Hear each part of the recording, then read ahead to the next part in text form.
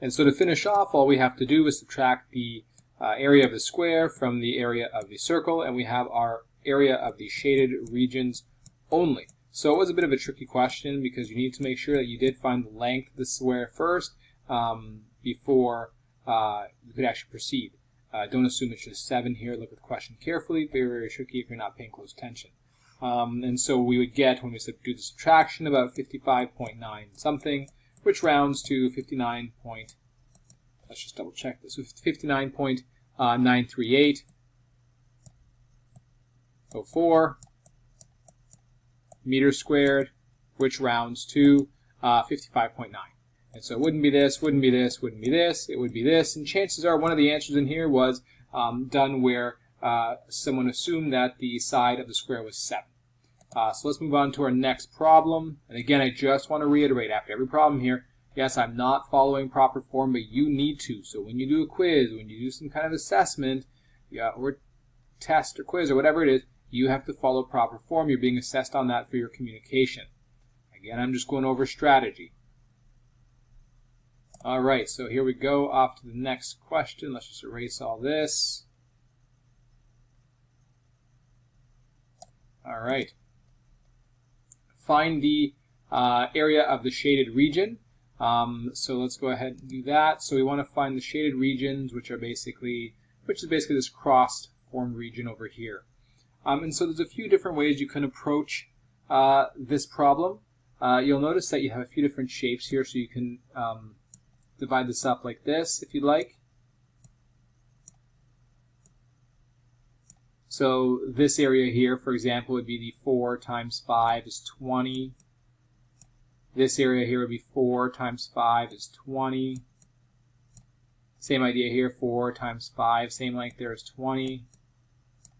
This area here, right, 4 times 5 is also 20. Now, be careful here, though. If you assume that this is also 4 times 5, then you made a mistake. This side length here is 4, so is this side length. So this is 4 times 4 is 16. So now you can add all these areas together. 20 plus 20 plus 20 plus 20 is 80 plus 16, that's 96 meters squared. And so here's our correct answer. What I would recommend is when you have multiple choice like this, don't just look at the numbers and the choices. Actually try the problem out yourself first, and then go take a look and see if your answer matches. Yes, you do run the risk of choosing one that's a mistake if you make common mistakes, but if you're careful, you should be okay. All right, let's go on to the next question. Examine the shape with the shaded region below. Find the outer perimeter of this figure. Round your answer to the nearest tenth. So let's just fix this up here. Shaded region below. All right, so we want to find the outer perimeter of this figure. And so an area where someone may have made a mistake here is with the question. They might have assumed that we were asking for the area of the shaded area. But we're not asking for that. We're actually just asking for the perimeter. So read the question carefully. One of your choices here is probably going to be the perimeter, the area of the shaded region. We want to find the perimeter, which is basically just our circumference. So our circumference is going to be equal to pi times diameter of the entire circle. Make sure you don't choose 5. 5 is not the diameter of the entire circle, it's just the diameter of the inner circle. 3 is not the diameter of this entire circle either. It's actually 3 plus 5. That's the radius. So I shouldn't say diameter right now. I should say 5 is the radius of the inner circle. And 3 plus 5 would be the radius of the entire circle. So the diameter of the entire circle is 8 plus 8, which is 16. So this whole length here is 16. So our circumference is going to be pi times 16. And we get 50.265. We want to round to the nearest tenth, so we can do 50.3. And remember that it's in centimeters here, and it's not centimeters squared because it's a perimeter, it's a circumference, it's not an area. So be very careful with the questions. If you just look at the figure and assume we're asking you the same question as we did above, then you're in trouble. You got to make sure you read, right? So a lot of you need to read the entire question from the first word to the last word, the period, and all the words in between. So make sure you do that. Okay. So now we'll move on to the next question here. Find the area and perimeter of the following regular polygon. Round to the nearest tenth. So we'll do the perimeter first. Perimeter is just basically taking this side here and multiplying it by the number of sides that you have. This polygon has 1, 2, 3, 4, 5, 6, 7. So we have a heptagon. Heptagon with 7 sides. So we're just doing that 13.9. We don't have a unit, so we'll just say units times 7. So put that in your calculator, 13.9 times 7. And we get 97.3 units. And you notice again that you have at least 2 choices with 97.3, so you can cross out the choices that don't have that. And now we have to find the proper area. So you have to divide this into triangles.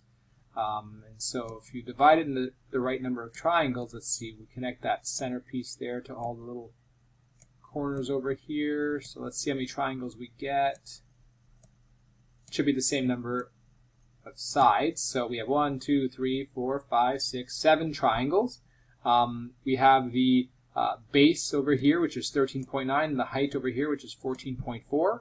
So we want to find the area of one triangle and then multiply it by the area of multiply by the total number of triangles that we have in the question. So we would do our 14.4, because the area of a triangle is base times height divided by 2. So 14.4 times 13.9 divided by 2.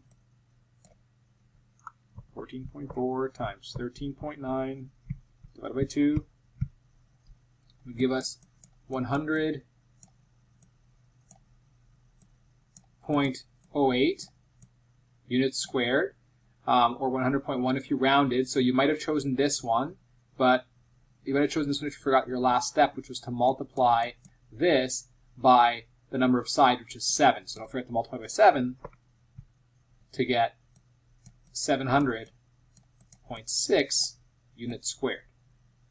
And that's the strategy to do to get this answer here. Okay, so now we're moving on to the next question.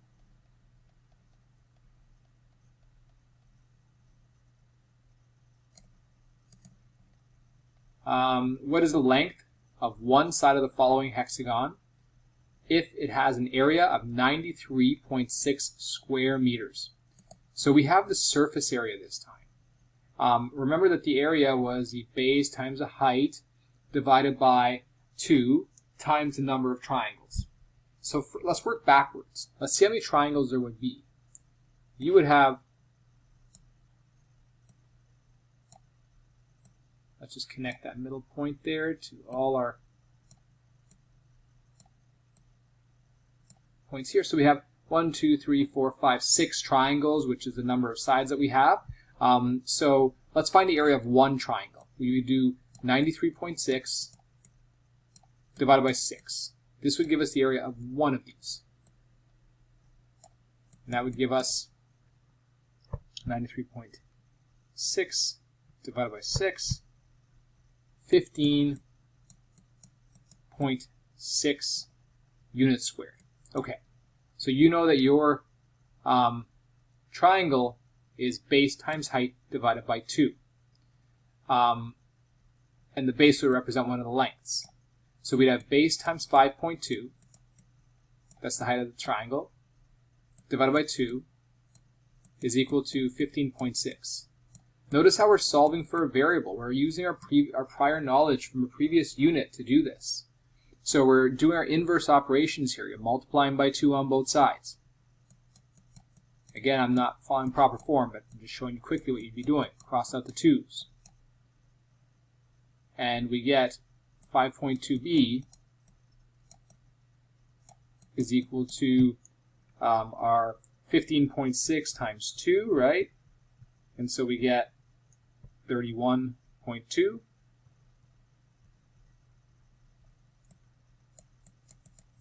And then you can divide by 5.2 on both sides.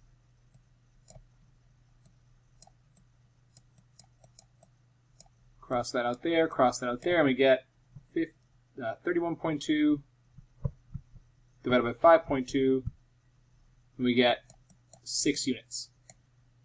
That would be our answer here. So 6 units all the way around, 6 units, 6 units, and if you want to, you can even find the perimeter using that afterwards. So again, you're working backwards from the surface area by finding the surface area of the one triangle, knowing that there's 6 there, and then afterwards isolating to find your base from your area formula. Okay, so now we're going to find the measure of the missing length. This is pretty straightforward. We're dealing with length c here, so we're just doing a squared plus b squared is equal to c squared. And so we're going to have 32 squared plus 35 squared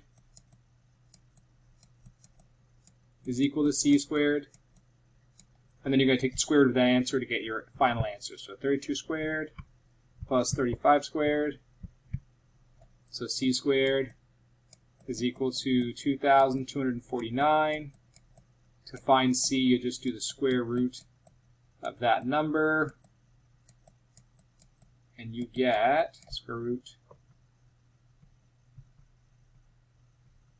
47.4. And there's your answer there. So now we'll go take a look at a similar problem, just this time you have a different side that you need to find. Let's scroll down here. A bit laggy. Okay. So same idea, except this time we're finding this side over here. So we have C, we have B, we're looking for A. So we know that A squared is going to be equal to C squared minus B squared, right? Because A squared plus B squared is equal to C squared. So you can solve for A in this case by doing the inverse operations. So A squared will be equal to 75 squared minus 74 squared. It's a bigger number minus a smaller number, basically. So A squared is equal to, let's do that, 75 squared minus 74 squared. And don't say 1 by accident. That's 75 squared minus 74 squared. It's not 1. It's not 75 minus 74. And then to find A, you do the square root of 149.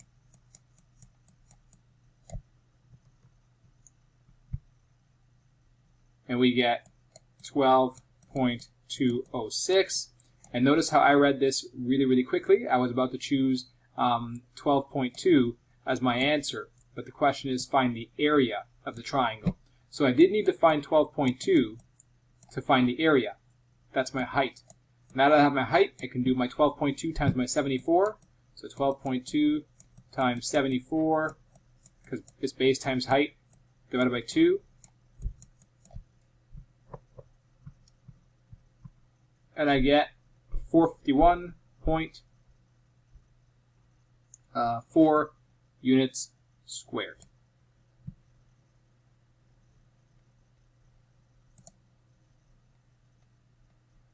And so our last question is a practical problem. I might not have time to finish it in this video because I'll get cut off, but at least I'll get it started.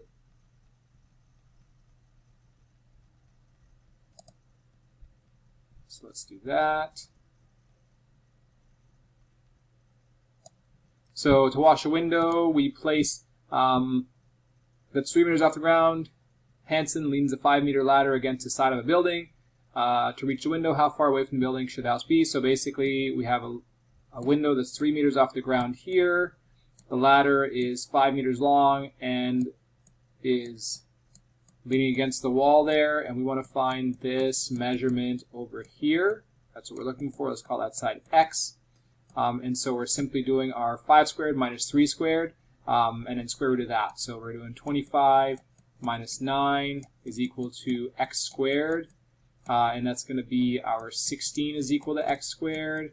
And so square root of x would be, square root of 16 would be equal to x, which is 4 meters. And that there is our